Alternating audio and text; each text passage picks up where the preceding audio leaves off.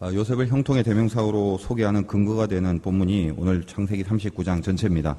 예를 들면 39장 2절에 여호와께서 요셉과 함께 하심으로 그가 형통한 자가 되어, 그때 형통이 나오고, 3절에 그의 주인이 여호와와 그와 함께 하심을 보며 여호와께서 그의 범사에 형통하게 하셨다.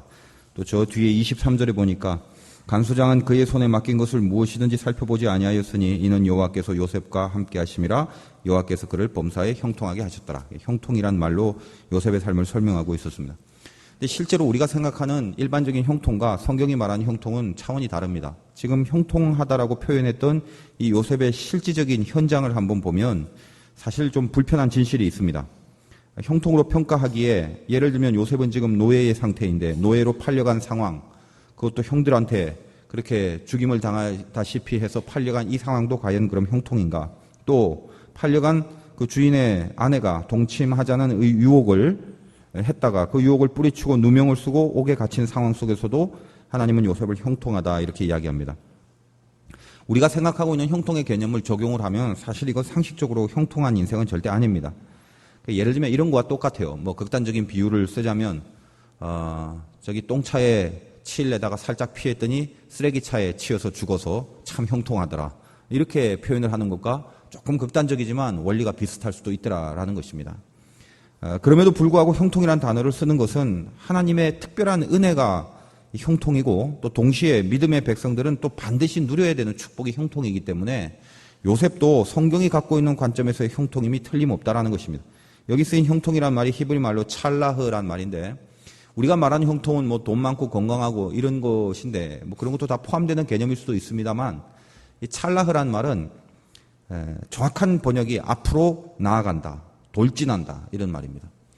그러니까 어떤 사람이 형통하려면 얼마나 풍성하고 여유가 있고 뭐 많고 이게 아니라 지금 앞으로 나아가고 돌진하고 있느냐 그겁니다. 돌진을 하려니까 일단 방향이 중요하죠. 방향이 있어야 전진하게 됩니다. 그러니까 분명한 방향이 있다는 것이 전제고, 또 그 방향으로 갈 때 혹시 장애나 방해물이 있을 때 에라이 관둬라 힘들다 하고 피해가거나 도망가는 것이 아니라 찰라흐란 말은 끝까지 앞으로 가는 거기 때문에 그 방향을 갖고 시도했다가 방해와 벽이 있으면 그거를 다 무너뜨리고라서도 앞으로 간다라는 것이 성경에서 말하는 형통이라는 것입니다. 그래서 우리가 믿음의 삶을 살아간다는 것은 전제가 있습니다. 분명한 방향이 있다. 그리고 끝까지 간다. 이 믿음입니다. 그게 형통입니다. 그런 차원에서 만약에 형통이란 단어와 반대말을 들자면 그 반대말은 사실은 뭐 안형통, 불형통 이런 게 아니라 죄입니다. 죄. 죄의 어원은 여러분 뭐 수없이 들었습니다만 하마르티아, 화살이 관역에서 벗어난다라는 뜻이죠. 화살이 관역에서 벗어나려면 1차적으로는 방향이 틀리거나 아니면 그 방향으로 쏘았는데 가다가 힘이 딸려서 중간에 떨어지거나 그런 경우 아니겠습니까? 그런 의미에서 믿음의 인생에 형통함, 방향을 갖고 끝까지 그 길로 가지 않으면 방향을 벗어나서 방향에 따라 못 미치게 되기 때문에 형통하지 않으면 죄를 짓게 되는 것입니다. 죄와 형통은 반대말입니다. 항상 우리에게 중요한 개념으로 이 형통이라는 것은 하나의 축복의 내용으로 소개하는 것이 아니라 형통하지 않으면 죄를 짓게 되는 거기 때문에 반드시 받아 누려야 될 절대적인 가치, 그게 형통입니다. 그러므로 예수 믿는 사람들 중에 너는 조금 더 잘 믿어서 다른 사람보다 형통의 복도 더 받았구나가 아니라 우리 모두는 다 형통을 반드시 누려야 되는, 하나님 안에서 형통함의 능력을 갖고 살아야 되는 그런 존재들이다라는 것입니다. 왜냐? 아니면 죄로 가기 때문에 그래요. 말씀드렸다시피 형통이라는 것은 일단 방향입니다. 그러므로 형통한 사람의 특징은 방향, 즉 말씀이 분명합니다. 항상 말씀이 살아있고 그 말씀에 붙들리지 못하면 방향을 찾지 못하기 때문에 항상 그 말씀에 사로잡혀 있는 상태에서, 그리고 방향을 안다 할지라도 그쪽으로 가는 추진력과 힘이 필요합니다. 그 방향으로 가려면 혹시나 놓여져 있는 장애를 무너뜨려야 되기 때문에 파워가 필요하죠. 그러므로 말씀과 동시에 기도의 능력을 갖고 있습니다. 그래서 형통한 사람은 말씀 기도가 다 받쳐지게 돼 있단 말이에요. 신앙생활 잘 안 되고 또 여러 가지 문제가 있는 사람을 가만 살펴보면 뭐 어떤 연단과 고난의 사건도 있습니다만 그거를 형통으로 바꿀 수 있는 능력에 있어서 말씀과 기도가 뒷받침이 되면 되는데, 항상 두 개 중에 하나가 없거나 둘 다 없거나 그러면 절대로 우리는 형통의 경지까지 갈 수 없다는 것을 발견하게 됩니다. 오늘 요셉도 사실은 이 형통의 능력이 결국은 방향을 보고 그 방향에 굴하지 않고 모든 장벽과 유혹과 방해들을 뚫고 지나갔기 때문에 하나님의 형통함을 누렸다라고 성경이 표현하고 있다는 겁니다. 그래서 요셉을 통하여 우리도 형통함을 누려야 되는데 형통을 이루어가는 이 요셉의 과정 중에 뭘 붙잡았는지 한번 그 교훈을 살펴보겠습니다. 나도 형통한 삶을 살아야 되는데 그렇다면 무엇이 필요한가 두 가지를 보겠는데, 첫째는 전천후의 믿음을 가지라는 것입니다. 이 전천후란 말은 원래 어떤 뜻이냐면 어떤 기상 조건에도 제 기능을 다할 수 있는 그런 뜻입니다. 그래서 전천후 전투기, 그럼 어떤 기상이라도 반드시 그 임무를 다할 수 있는 기능을 갖고 있는 거, 그 전천후죠. 신앙생활 할 때 사실 그 신앙의 승부는 어디서 나냐면 항상 현장입니다. 현실이고 삶입니다. 교회가 절대 아닙니다. 가정, 직장, 캠퍼스, 사회, 그런 데서 믿음의 모습을 보이는 것이 제일 중요합니다. 근데 그 믿음이 사실 진짜 믿음이죠. 우리 이렇게 교회에 나와 있지만 가만 보면 다 성경책 껴있고 예배 가운데 조용히 집중하고 말씀을 들으면서 다 신자 같잖아요. 다 믿음이 있는 사람 같죠. 근데 하나님이 여러분의 예배 드리는 모습을 통해서도 영광 받으시지만 제일 중요한, 너는 진짜구나라고 평가받는 곳은 어디냐면 교회 밖을 떠나서 여러분의 가정과 사회와 직장과 캠퍼스, 거기서 믿음의 삶을 분명히 발휘해야 됩니다. 그렇지 않으면 아직 멀은 거죠. 우리 유교 경전 중에 중용, 대학 이런 책에 보면 신독이란 말이 있습니다. 신독은 홀로 있을 때 삼간다 이런 뜻입니다. 그러니까 누가 보지 않더라도 자기를 지킨다 그런 의미입니다. 홀로 서 있어도 자기 그림자에 부끄러움이 없고 홀로 잘 때도 자기 이불에 부끄러움이 없다 이런 말입니다. 우리 믿음의 자녀들이 가져야 되는 가장 중요한 가치가 이 신독입니다. 근데 우리는 유교적인 접근이 아니라 우리가 신독할 수 있는 눈은 따로 있죠. 우리는 절대 홀로 있지 않다라는 것입니다. 그게 우리가 신독할 수 있는 이유입니다. 우리가 누가 하고 있습니까? 어디에 있으나 항상 하나님이 함께하는 것입니다. 그러니까 혼자 있다 할지라도 우리는 혼자 있는 것이 아니라 하나님이 보고 있기 때문에 나를 스스로 삼갈 수 있으며, 큰 무리 속에 들어가서 표시가 안 나는 것 같지만 무슨 짓을 해도 그게 흔적이 안 나는 것 같지만 우리는 그 큰 무리 가운데서라도 하나님이 함께하고 있는 존재이기 때문에, 그래서 우리는 신도, 거기서 나 스스로를 지키는 능력이 나올 수 있다는 것입니다. 그러니까 우리가 세상 속에 들어가서도 이 세상 가운데서도 하나님 앞에 믿음을 지킬 수 있는 이유, 신독의 어떤 능력이 있기 때문에 그럴 수 있다는 거죠. 늘 하나님이 함께 보고 계시는 겁니다. 그래서 하나님 앞에, 신학적 용어로는 코람데오 이런 말인데, 하나님의 면전 앞에, 그런 말입니다. Before the face of God. 항상 하나님이 보는 그 앞에 나가 있다. 혼자가 아닙니다. 아무도 안 보지만 항상 하나님의 면전 앞에 있는 것. 그 코람데오의 정신으로 살아가는 것. 그게 신자라는 것입니다. 군에서 목회할 때가 있었는데, 그때는 목사라는 직분 때문에 군에서 제일 높은 계급과 제일 말단의 계급을 다 두루 치리하는 그런 위치였습니다. 위문을 다니면서 참 곤란했던 게 뭐냐면, 잘 다니던 분이 안 나와서 왜 좀 안 나오십니까? 그러면 한참 좀 고민을 하다가 이제 허심탄회하게 목사니까 털어놓지 않습니까? 이유가 있어요. 어떤 이유냐? 자기가 근무지에서 그렇게 보기 싫었던 지휘관이 교회에 갔더니 거기도 있더라는 것입니다. 그래서 가기가 싫대요. 근무지에서 보는 것도 미치겠는데 그거 좀 해소하고 그거 좀 이기려고 교회를 갔더니 교회도 또 앉아있더라는. 그래서 자기는 나가기 싫다라는 거예요. 참 그런 거 보면 마음이 좀 아파요. 그래서 그 지휘관은 늘 교회에 잘 나오시는 분이지만 실제로는 현장에서 많은 사람들에게 신뢰를 받지 못하는 그런 케이스죠. 물론 그런 반대의 케이스도 있습니다. 군이라는 세계가 계급사회이기 때문에 사실 높은 계급을 갖고 있는 사람이 밑에 있는 계급에게 존경을 받거나 신뢰를 받는 케이스가 그게 참 쉽지 않습니다. 이미 그건 구조상으로 좀 그렇습니다. 근데 어떤 분은 이런 얘기를 해요. 그래도 우리 지휘관이 그 교회에 가는데 그분을 보니까 참 신앙생활 하고 싶더라. 그분이 하나님을 믿는 걸 보니 감동이 돼서 나도 교회에 나온다고. 이런 얘기도 또 들을 때가 있어요. 얼마나 마음이 흐뭇한지 몰라요. 이건 진짜구나. 이 지휘관은 진짜구나.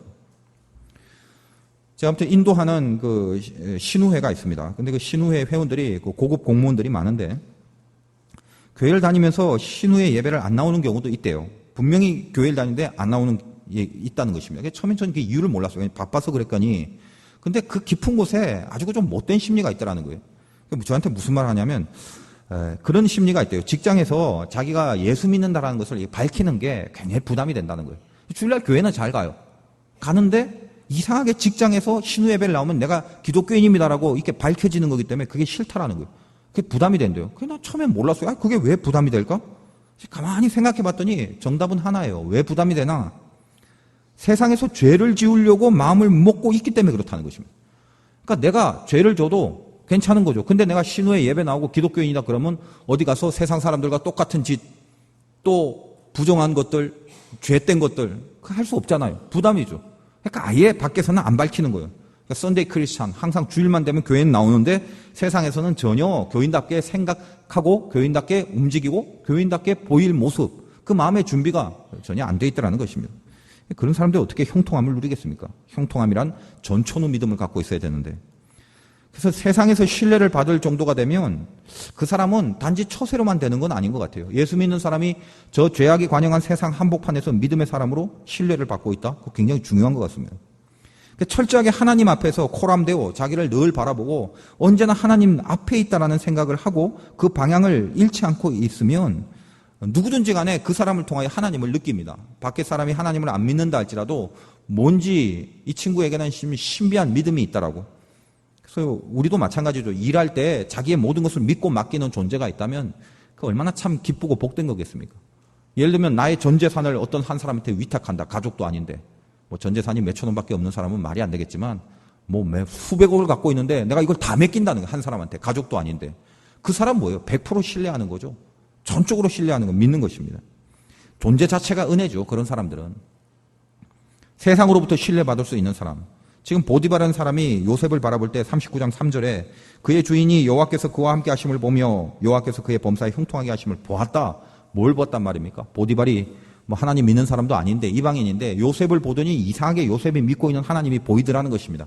눈이 신령해져서가 아니라 그런 신뢰가 확 들어왔다라는 그런 말이죠. 그래서 어떻게 합니까? 39장 5절에 보니까 그가 요셉에게 자기의 집과 집의 모든 소유를 주관하게 한다. 모든 걸 그냥 아예 맡겨버립니다. 굉장하죠. 그럼 보디발이 어떤 사람입니까?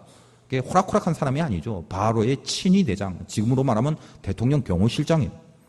그 자리까지 얼마나 예리하고 민감하고 사람 보는 눈이 있어야 그 자리까지 갈 겁니까? 그러니까 그가 이 친위 대장으로 있으면서 사실은 형 집행관으로도 살았는데 국사범들, 뭐 나라에서 반역한 범죄자들 이런 사람들 막 껍데기를 벗기는 실형을 직접 했던 사람들이에요. 근데 이 사람이 자기 집에 있는 노예에게 전 재산을 위탁했다? 이거는 이미 인정받은 것이죠. 여러분 뭐 영화 같은 데서 보면 경호원들 뭐 이렇게 귀에 못 끼고 막 살피는데 그 사람들 특징이 뭐예요? 수많은 사람들이 왔다 갔다 해도 수상한 사람 딱 집어내죠. 왜? 보는 눈이 있기 때문에 그래요. 보디발이 요셉에게 모든 것을 다 맡겼다? 그만큼 요셉은 틀림없다라는 것입니다. 보디발이 봤을 때. 지금 요셉의 입장에서는 처해진 상황이 어떻습니까? 뭐 일반적으로 평범하게 자라났다가 뭐 학교 가고 그다음에 직장 생활하면서 야 내가 요금서 좀 더 열심히 하면 다음으로 승진되고 연봉도 높아지겠지. 더 열심히 하자. 더 성실하게 하자. 지금 그런 마인드가 아니죠. 지금 노예로 끌려왔습니다. 인생 어떻게 풀린지 몰라요. 최악의 상황이 최악의 상황. 그래서 어떤 가치를 지킬 만한 여력이 별로 없습니다. 그런 시공이 아니에요. 여기는. 어떻게 하면 여길 벗어날까? 내 운명은 어떻게 될까? 내가 정상적인 삶으로 복귀하려면 어떻게 해야 될까? 뭐 이런 것들이 계속 고민이 돼야 될 상황입니다. 그런데도 불구하고 보디발이 보기에는 아, 요셉은 하나님이 함께하는 사람이구나. 그렇게 여길 정도의 삶을 살았다는 건 그의 믿음이 뭐다? 전천후 믿음. 어떤 상황이든 어떤 고난이든 어떤 여력이 없을 때든 하나님 앞에 지킬 것을 늘 지켜내는 그런 믿음이었다라는 것입니다. 세상에서 여러분이 만나는 사람들이 여러분을 믿을 수 있는 그런 삶을 살아간다면 그 사람은 형통의 조건을 갖고 있는 사람이라는 것입니다. 쉽지 않죠. 그렇다면 요셉이 그것이 가능했던 게 뭘까? 뭐 물론 뭐 믿음이겠습니다만 뭐 특별한 처세술이 있거나 뭐 인간에게 잘 보이는 고급한 스킬이 있거나 그런 건 아니죠.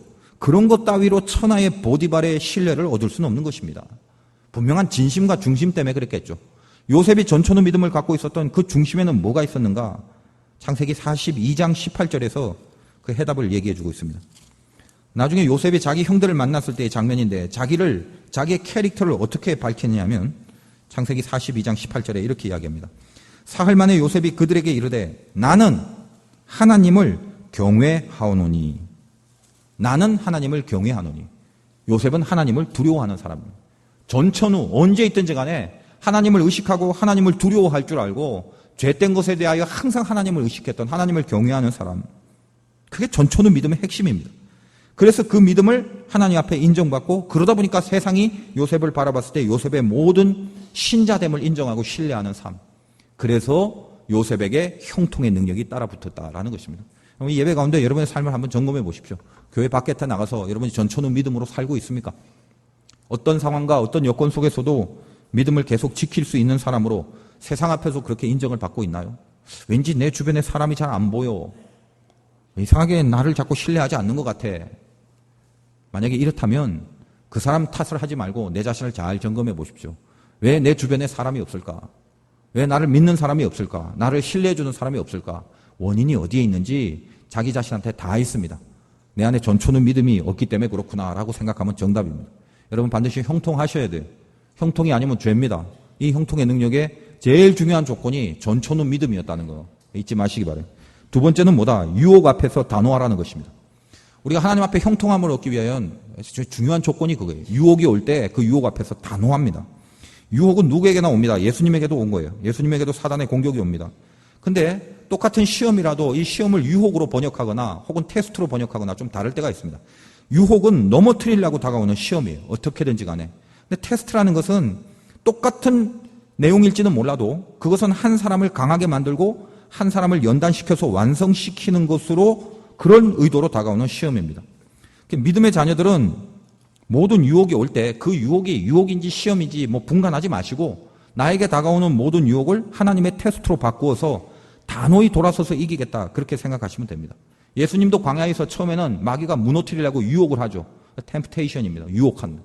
그러나 예수님이 그걸 이기셨습니다. 이기셨더니 그것이 예수님을 더 강하게 하는 하나님의 연단의 시험으로 바뀌어버리는 거죠. 마찬가지입니다. 우리 삶 속에 어떤 유혹이 왔을 때 그 유혹이 나를 넘어뜨리려고 할 때 그것을 이겨서 강하게 하려는 하나님의 테스트로 내가 여기는 거. 그게 신자의 요령입니다. 요령. 누구나 만납니다. 유혹을. 사람마다 유혹에 넘어가기 쉬운 약점들이 있어요. 근데 그 약점을 사단이 기가 막히게 알기 때문에 그 약점을 타고 유혹이 들어오게 되어 있습니다. 요셉은 39장 6절에 보니까 주인이 그의 소유를 다 요셉의 손에 위탁하고 자기가 먹는 음식 외에는 간섭하지 아니하였더라. 요셉은 용모가 빼어나고 아름다웠더라. 외모가 준수하다 보니까 20대 한 초반 정도 된 나이인데 그러다 보니까 성적인 유혹을 받습니다. 아줌마인 보디발의 아내. 그 아내가 갑자기 요셉을 좋아하는 거예요. 여기 지금 요셉이 용모가 빼어나고 아름다웠다라고 하는데 이 용모가 빼어나고 아름다워 요즘 스타일로 말하면 꽃미남 그런 겁니다. 요즘 보니까 영화배우 중에 김수현이라는 친구가 굉장히 인기가 있대요. 옛날에 드라마에 해품 달인가 이상한 보지도 못했는데 한때 그게 엄청난 시청률 이 중에 다 성경 읽는다고 그런 거 안 봤나요? 그 굉장히 유명한 드라마 있어요. 근데 그 친구가 영화 찍는다고 그러더라고요. 근데 아줌마들한테 이렇게 선풍적인 인기래요. 그 친구가. 제가 볼 때는 잘 모르겠는데 아무튼 일전에도 저희 교회에 한번 와서 은밀하게인가 위대하게라는 영화를 찍으려고 영화사에서 우리 교회에서 좀 찍어도 되냐고. 그래서 한번 영화 찍는다니까 김수현이 주인공이라니까 찍으라고 그렇게 허락을 해줬어요. 사실 이쪽 근처에서 무슨 그 간첩 영화 같은데 간첩이 내려와서 바보처럼 지내다가 그런 영화예요. 그래서 우리 교회에서 찍는다길래 내가 허락해주고 어디 목사도 나오냐고 그랬더니 그건 아니라고 그래서 아무튼간에 알아서 하시라고. 근데 소식이 없어요. 근데 나중에 영화가 나왔더라고요. 봤더니 어디서 찍었냐면 십정동이라는 데서 찍었는데 아마 판단하기에 이 동네보다는 그 동네가 이렇게 간첩 숨기에는 좀 적합하게 보였나 봐요. 그래서 그쪽 동네에서 다 찍었다라는 그런 얘기가 있어요. 아무튼 간에 그 친구가 그렇게 아줌마 팬들이 많다는데 어떤 책자를 봤더니 그 이유가 뭐다. 왜 이렇게 김수현이 그렇게 유명하고 인기가 좋냐 하면 이게 나이가 좀 들어가는 이제 40대 50대 아줌마들이 이게 옛날 동심으로 돌아가서 젊었을 때 생각한대요. 자기 젊었을 때. 그래서 자기가 젊었을 때 이렇게 꽃미남 오빠처럼 이렇게 보이는 그런 이상형이 김수현이기 때문에 그래서 김수현을 좋아한다고 그러더라고요. 저는 도무지 이해가 이제 잘 안 가죠. 그때도 잠깐 TV 보면서 집에서 유명하다길래 왕으로 나오면 얼굴 봤더니 전 잘 모르겠어요. 그래서 우리 집에 이제 식구들한테 야 김수현보다 내가 낫지 않냐 그러다가 돌 맞을 뻔했어요. 정말 가고 왜 그러냐. 우리 집사람 저한테 그래요. 이상하게 당신은 다른 사람들이 당신을 잘생겼대요. 근데 자기는 모르겠다고 그래요. 속으로 기도합니다. 영안이 열리게 해달라고. 영안이 닫혔어요. 진짜를 못 보는 거죠. 그러다 보니까. 그게 보면 남자들이 좀 불쌍한 것 같아요. 가만 보면. 남자 일생이라는 게 어떻게 보면 딱 떼어내서 보면 평생 사실은 처자식을 먹여 살리다가 끝나는 인생. 여기 우리 아줌마들 잘 들으십시오. 남편들에 대해서. 여러분 직장에서 남자들의 고난이 얼마나 큰지 그 아내들은 상상을 못합니다. 사실은. 그 처자식 하나 먹여 살리려고요. 오만 구박, 오만 눈치. 진짜 더러운 걸 다 보고 다닙니다. 근데 집에서 얘기를 해요. 절대 얘기 안 해요. 그런 거는. 실적 없으면 도태되죠. 이 시대에. 얼마나 노심초사하고 참을 것 참아가면서 그 자리를 지키려고 아둥바둥 하는지 몰라요.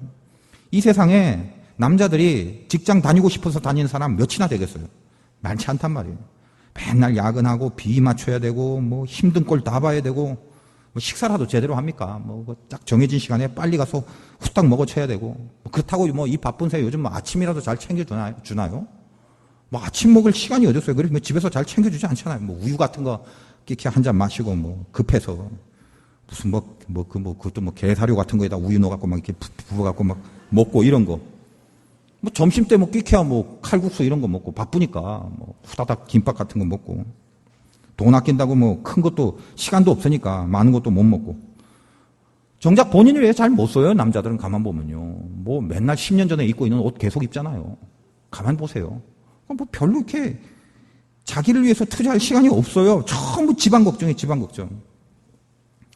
근데 반면에 제가 이렇게 뭐 분식집이나 이런 데 보면 남자들이 이렇게 직장 생활하면서 막 들어오고 있는데 조금 이렇게 규모가 있는 식당들 낮에 이렇게 가보면요. 죄다 여자들이에요, 죄다 여자들. 단체로 떼거지로 앉아가고 그것도 가서 막 밥 먹고 그다음에 또 몰골을 보니까 그냥 밥 먹으러 온 게 아니라 찜질방 한번 들렸다 나온 폼이에요. 그래서 거기서 막 와서 고기 쌈 싸먹고 찜질방에서 땀은 왜 빼고 또 고기를 먹는지 계속 먹어요. 막 계속. 여자들밖에 없어요. 한번 보세요. 낮에 이렇게 쭉 보면. 그래서 제가 생각했어요. 그렇게 먹어들 되니까 나이 들수록 남자보다 여자가 힘이 더 세지는 거예요. 어쩔 수 없어요. 먹는 게 벌써 딸리는데 어떻게 힘을 쓸 수가 있어요. 그 참 불쌍한 것 같아요. 남자들이. 그 남자들은 밖에서 오만 고초를 다 당해도 집에서 일 안 그런 거에 대해서 의논 안 하죠. 말 안 합니다. 그 뿌리가 뭔지 알아요? 뭐 무뚝뚝해서 뭐 그런 게 아니에요. 매정해서 그게 아니에요. 말할 수 없는 책임감이에요. 남자만이 갖고 있는. 자기 가족을 돌봐야 되는 막중한 책임감. 자기가 짊어질 수밖에 없거든요. 그걸 누가 마누라가 짊어지고 누가 자식들이 짊어지겠어요. 가장이 짊어져야 될 책임감. 그 무게가 얼마나 큰데. 이제 그걸 이해하는 여자들이 이제 현모양처고. 뭐 어쨌든 간에 교회 다니시는 아줌마들 주님이 원하시는 건 남편 잘 섬기는 겁니다. 불쌍한 인생들의 남편들. 아유, 새벽 기도도 나가야 되고, 철야 기도도 나가야 되니까, 막 아침밥 알아서 챙겨 드시고, 그런 분들이 있으면 새벽 기도, 철야 기도 안 나와도 좋으니까, 남편 아침밥 챙겨 주십시오. 그게 신앙입니다, 그게. 내 남편에게 집중하고 있는지 보십시오. 먼저 제가 남자라서 꼭 이런 얘기 하는 거 아니에요. 어디까지 갔다 이런 얘기를 했는지 모르겠지만. 아무튼 간에, 다시 돌아가서, 요셉은 이 유혹을 받을 때 공식이 있습니다. 유혹도 공식이 있는데, 1, 2, 3단계가 있어요. 1번, 약점통에 온다. 2번, 잘 나갈 때 온다. 잘 나갈 때, 유혹이. 3번, 집요하게 끝까지 계속된다. 한번 보십시오. 그에게 유혹으로 다가오는 것도 잘생긴 외모 덕분에 성적 유혹 받지 않습니까? 보디발의 아내에게? 어떤 그 구멍들이 있어요. 그럴 만한 것들이 있단 말이에요. 예를 들면 돈에 약한 사람이 있어요. 틀림없이 돈으로 유혹이 와요. 그러니까 손대지 말아야 될 돈을 자꾸만 이렇게 손대려고 하는 유혹이 생기고 하나님의 것에 자꾸 인색해지고 하나님의 것인데도 자꾸 하나님의 것으로 돌리지 않고 이런 것들. 또 어떤 권력과 명예에 그런 어떤 유혹을 갖고 있는 사람이 있어요. 그런 사람들은 자기가 가져야 될 권력과 명예 때문에 사실은 죄된 것을 한단 말이에요. 그 권리를 위해서 뭔가 이렇게 범죄하는, 비방하고 모략하는 나쁜 짓을 또 하게끔 된단 말이에요. 항상 보면 그 유혹을 통해서 넘어뜨리려고 오는 게 있어요. 또 하나, 잘 나갈 때 옵니다. 고난이 있을 때 유혹 잘 안 와요. 왜? 그 고난 이기기도 힘들어 죽겠는데 그 고난 때문에 유혹받을 힘이 없어요, 사실은. 그러니까 고난이 오면 막 간절하게 기도하게 되죠. 그러니까 요셉도 이 상황만 보면 노예긴 하지만 노예치고는 잘 나가죠. 그러니까 어떻게 보면 요 가정에서만 보면 그 요셉은 사실 잘 나갈 때라고 볼 수 있잖아요. 노예 중에 그래도 잘 나가니까. 그러니까 여지없이 이 평탄함을 이용해서 고난이 오는 것입니다. 그대로 내버려두지 않아요. 조심해야 돼요. 우리도 힘들 때는 간절한 마음으로 하나님 앞에 집중하다가 해결되면 별 걱정 없으면 이상하게 기웃기웃거리고 한눈을 파요. 쓸데없는 짓 하고. 그 왜 그래요? 그때 유혹이 들어온다. 그러니까 신앙도 잘 나가고 형편 좋을 때 지키는 게 그게 진짜 현명한 신앙이죠. 유혹은 잘 나갈 때 온다는. 그리고 유혹은 어떻다? 집요하다. 39장 10절에 보니까 여인이 날마다 요셉에게 청하니 보디발의 아내가 뭐 한 번이 아니라 매일 청한 매일. 넘어질 때까지 하는 게 유혹입니다. 그러니까 모든 유혹은 작심하고 달려들면 이 사단의 유혹에 안 넘어갈 장사가 없습니다. 따라서 유혹이 오면 항상 우리가 무슨 생각을 해야 되냐면 이건 하나님의 테스트다. 감지하셔야 돼요.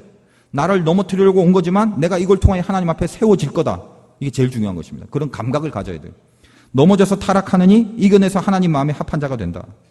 우리 각오가 돼야 됩니다. 그걸 이겨야 형통의 자리로 갈 수 있다는 겁니다. 그러므로 유혹은 일단 떠나야 돼요. 일단 자리를 떠야 됩니다. 쳐다보고 있으면 안 돼요. 완전히 거기서 탈출해야 됩니다. 내 옷을 거기에 벗어 던져버리더라도 그 옷에 미련이 없어야 돼요. 다 벗어 던지고 요셉처럼 떠나는 거예요. 세상에 유혹이 많은데 우린 절대 이길 수 없습니다. 사단이 강력하다고요. 그래서 우리가 나는 신앙의 실력이 있고 믿음의 실력이 있으니까 내가 맞닥뜨려서 싸우리라. 아니요. 맞닥뜨려서 싸울 만한 실력이 없다는 걸 깨닫는 게 더 큰 은혜입니다. 그 자리를, 그 상황을 빨리 떠나야 돼요. 여러분, 이 세상에는 그 죄악이 흐르고 있죠. 자, 뭐 회사에서 동료들과 때로는 지인들과 술자리 간다. 아주 비단한 예지만 그 자리는 내가 아니다 싶으면 빨리 안 가야 되죠. 근데 어떻습니까? 그 자리는 술을 조금만 하고 헤어지는 게 아니라는 걸 본인이 잘 알고 있거든요. 한두 잔하고 웃으면서 헤어지고 샬롬하고 헤어지고 그 자리가 아니잖아요. 가면 끝까지 가게 돼 있거든요. 난 괜찮다고 가서 그냥 안주만 조금씩 먹을 거라고. 술자리 가서 안주만 먹는 사람처럼 밉상이 없어요. 차라리 가려면 가서 안주만 실컷 먹고 한참 미움 다 당하고 그래야 다시는 안 데리고 가지. 그러든가 차라리. 대부분 같이 있게 되면 모든 걸 끝까지 다 같이 하게 됩니다. 요셉 보십시오. 만약에 보디발의 아내가 그랬을 때 알겠어요. 정 그러시다면 조금만 앉아 있을게요. 대화만 할게요. 커피만 마실게요. 그런 거 아니죠. 눈치 딱 채고 감당 안 되겠다 싶으니까 39장 10절에 여인이 날마다 요셉에게 청하였으나 요셉이 듣지 아니하며 동침하지 아니할 뿐더러 함께 있지도 아니하니라. 아예 안 있는 거예요. 아예. 그게 중요해요. 이게 단호한 겁니다. 이 세상에 범죄들 많습니다. 특히 우리나라에도 성폭행 이런 게 굉장히 많은데 갑자기 기사들 가끔 보면 참 기가 막혀요. 세상에 이런 일이 있을까? 이런 일이 있을까? 아무튼 가만 보면 그래요. 아무튼 오해하지 마시고 한번 생각을 해보십시오. 물론 정말 안타깝고 억울하고 정말 분노가 치밀 정도로 당한 안 된 인생도 있습니다. 근데 또 어떤 경우에는 가만히 이렇게 보면 그저 성폭행이 있다라는 결론뿐만 아니라 전후 사후의 배경을 보면 왜 그때 그 애가, 그 여자가 그 늦은 시간에 거기에 나갔냐? 이것도 사실은 큰 문제예요. 왜 전화를 받고 나갔냐? 그런 걸 모르겠어요. 왜 그 늦은 밤에 그 시간에 그 자리에 술을 먹고 거기에 가 있냐? 거기 차라리 안 나가야죠. 아예 근접을 하지 말아야 되죠. 그렇지 않습니까? 우리 편에서 어떤 단호해야 될 게 분명히 있다라는 것입니다. 요셉은 그 유혹을 받았을 때 어쩌면 자기 생각에 내가 이거 그냥 눈 딱 감아버리면 내가 형편이 좀 더 나아질 수 있는 게 아니냐라고 생각할 수 있겠죠. 왜냐하면 유혹이라는 건 항상 합리화가 오거든요. 그 유혹에 넘어가고 싶은 죄성이 있기 때문에 그 유혹을 내가 받아들일 스스로의 정당성을 찾게 됩니다. 그러니까 자꾸 합리화를 해요. 요셉도 마찬가지. 제일 큰 합리화를 할 수 있는 상황이죠. 왜? 난 지금 약자 아닙니까? 보디발의 아내는 갑이고 나는 을이에요. 나는 딸리는 사람이에요. 그러니까 주인의 마님이 요구하는 건데 그냥 응해주면 어떻게 하겠나. 내가 의도한 것도 아닌데 하나님 내가 힘이 있나요? 어떻게 해요? 내가 약자인데. 그리고 그냥 그렇게 해버리면 그냥 내 인생이 잘 풀릴 것 같고 얼마든지 그렇게 생각할 수 있죠. 만약에 이걸 부인했다가 내가 어떤 처벌을 받을지도 모른다는 두려움이 왜 없었겠습니까? 요셉이 바보요? 그거 다 알겠죠. 만약에 이걸 거부했다간 난 정말 큰일, 저 여자한테 정말 크게 당할 수 있다. 내 인생 더 이상 이제 이것마저도 못할 수 있고 이 노예 생활마저도 못할 수 있다는 두려움이 왜 없었겠습니까? 근데 옷을 벗어 던지고 단호했죠. 저는 그런 의미에서 지금 이 요셉의 사건은 단순히 어떤 성적인 유혹을 이긴 문제가 아니라 요셉은 자신의 전 인생을 걸고 하나님의 말씀을 지킨 바로 그 행위였습니다. 더 깊고 더 센 거다 말이에요. 그는 그에게 다가온 유혹을 하나님의 테스트로 바꾸는데 승리했다고요. 이기고 물리쳤어요. 물론 그 덕분에 단편적으로는 억울한 누명을 쓰고 옥에 갇히게 되었습니다. 근데 가만히 생각해 보면 결국 그 옥에 갇혀졌기 때문에 거기서 꿈을 해석하고 그 꿈 해석 때문에 바로와 만날 수 있는 섭리가 생깁니다. 다음 시간에 하겠지만. 그러니까 보디발도 그렇죠. 어떻게 보면 이런 친위 대장이 자기 아내와 자기 아내에게 강간을 하려고 했다, 요셉이? 그럼 이거 가만 놔두겠습니까? 보디발 같은 사람이. 근데 가만 보면 요셉을 그냥 옥에 가뒀어요. 자기 집안에 있는 옥에. 그리고 옥에 간수장이 막 요셉에게 맡기고 위탁하고 이 감옥 안에서도 또 요셉이 신임을 받아갖고 그런 것을 하는데 가만 내버려뒀다고요. 보디발이 그걸 모르겠어요? 어떻게 돌아가는지? 가만히 보니까 보디발이 이게 요셉을 상당히 신뢰하고 있는 게 계속되고 있다. 그런 게 좀 느껴진다는 거예요. 혹독한 벌을 주는 이런 것도 없었잖아요. 가만 제가 생각해 보면 보디발의 화가 사실은 아내를 향한 화일 수도 있다는 생각을 해요. 예를 들면 39장 19절에 이제 보디발의 아내가 안 되겠다 싶으니까 이렇게 누명을 써서 얘기를 하죠. 누명을 씌우죠. 39장 19절. 그의 주인이 자기 아내가 자기에게 이르기를 당신의 종이 내게 이같이 행하였다 하는 말을 듣고 심히 노한지라. 보디발이 심히 왜 노했다고요? 마누라가 자기한테 당신의 종이 내게 이같이 해야, 그 말은 네가 데리고 온 이 종이 너가 데리고 왔기 때문에 내가 이렇게 당하지 않았냐, 이런 얘기를 하는 거예요. 그러니까 보디발이 속에서 막 억장이 무너지겠죠. 화가 나고. 그리고 온 집안은 난리 법석이 돼 있고, 이 당면한 현실에 대해서 뭔가 지금 책임을 져야 되는, 이렇게 쉬쉬해서 지금 끝낼 상황이 아닙니다. 뭐 하나 지금 대가를 받아야 되는 거예요. 이미 이 일이 벌어졌다라는 거예요. 그러니까 보디발이 요셉을 믿었지만 어쩔 수 없이 뭔가 좀 불편한 진실이 나오기 전에 조치를 취할 수밖에 없었겠죠. 그 유승범이라는 영화배우가 나오는 영화 중에 부당거래라는 영화가 있어요. 여러분 거의 다 안 보셨겠지만, 그 유승범이 검사로 나오는데 어떤 살인 사건을 해결하는데, 뭐 범인이 어쨌든 잡히지 않아 보니까 그 전문 용어로 배우라는 것을 쓰게 됩니다. 저도 그때 처음 봤어요. 배우라는 게 있구나. 그 뭐냐면 뻔히 알아요. 검사 측도 알고 이 사람이 이게 범인이 아닌 걸. 근데 그 문제를 안 풀면 정치적으로 사회적으로 자꾸 이슈화가 되고 곤란하니까 그냥 하나를 엉성한 걸 잡아갖고 대강 어떻게 갈고리를 씌워서 범죄인으로 집어쳐 넣습니다. 그걸 배우라고 그래요. 배우. 그래서 그 영화에도 그 배우가 나와요. 어쩔 수 없기 때문에 범인을 하나 타켓으로 잡아갖고 집어넣어야 될 상황. 물론 이제 나중에 봤더니 배우로 썼던 그 사람이 진범이라는 반전이 그 영화에는 있습니다만, 어쨌든 그런 게 있다면, 지금 요셉 보니까 배우예요. 배우. 어떻게 보면. 사실 보디발이 요셉에 대한 신뢰도가 있었지만 이 문제를 해결하기 자기 아내를 쳐넣겠어요? 뭐 아니면 지가 들어가겠어요? 안 되겠죠. 그러니까 억울한 거예요. 이래나 저래나 억울한 게 있어요. 요셉이 감옥에 들어갈 수밖에 없더라는 것입니다. 그냥 내버려 두잖아요. 요셉을 간수장이 신임할 때까지 내버려 두죠. 전혀 그 외에 다른 형벌을 주지 않습니다. 예수님도 어때요? 억울하시죠? 근데 그 억울함 속에서도 한마디 원망이나 불평의 모습 보이지 않습니다. 왜? 그는 항상 하나님 앞에 진실한 것, 그거 하나로 충분했기 때문에 그렇습니다. 그 믿음이 있었다고요. 그리고 모든 유혹을 테스트로 이겨버렸던 그 강력함이 있었기 때문에 항상 그 배후에 하나님의 섭리와 연결되고 형통의 섭리와 연결될 수밖에 없었던 것이죠. 하나님 요셉을 형통케 하셨습니다. 감옥에서도 신실했어요. 그래서 바로와의 만남이 주선되는 기가 막힌 섭리와 이제 다음 시간에 연결이 됩니다. 만약에 이 억울함이 없었다면, 그리고 이 승리가 없고 그냥 유혹에 넘어가서 에이 모르겠다고 안주했다면 절대로 요셉은 감옥에 가지 않았을 것이며, 감옥에 안 갔더라면 절대로 바로를 만나지 못했을 것이며, 바로를 만나지 못했다면 총리가 될 수 없었을 것이며, 총리가 될 수 없었다면 이스라엘의 흉년을 해결할 방법이 없었을 것입니다. 이 기나긴 역사의 섭리 가운데 하나님은 형통으로 이끄신 손길을 보시라는 말이에요. 이 한 번의 유혹을 테스트로 바꾸면서 요셉의 인생 속에 닥쳐온 영광, 그걸 보라는 말입니다. 또 수없는 유혹을 받을 수가 있습니다. 우리 말씀 명심하시고 이 유혹을 테스트로 분명히 이기겠다라는 것. 나에게 다가오는 어떤 유혹이라도 테스트로 바꾸면 영광과 연결이 되기 때문에 그걸 노릴 수 있는 신자의 삶을 살아야 된다는 것입니다. 만약 요셉이 유혹에 넘어갔다면 요셉의 인생 가운데 보디발이란 존재는 요셉을 멸망시키는 사단의 도구였겠지만, 요셉이 그 유혹을 하나님의 테스트로 여겨서 물리치고 이겼기 때문에 이 보디발의 존재는 요셉의 인생에 있어서 요셉을 총리로 들어 올려준 하나님의 보석과 같은 도구가 되었다는 것입니다. 우리 인생 가운데 보디발 같은 유혹이 있습니다. 영적 유혹, 육적 유혹, 모든 유혹이 있습니다. 그러나 이것을 내가 어떻게 이기냐에 따라서 나에게 다가오는 그 영적 보디발은 귀한 보석으로도 쓰임받을 수 있습니다. 오히려 보디발이 없었다면 요셉은 총리가 될 수 없었을 것입니다. 전천후 믿음, 그리고 유혹의 단호함, 이 두 가지가 하나님이 우리를 형통케 하시는 조건이었습니다. 인생 가운데 승리하셔서 여러분의 인생도 요셉과 더불어 반드시 형통을 누리시기를 주님의 이름으로 축원드립니다.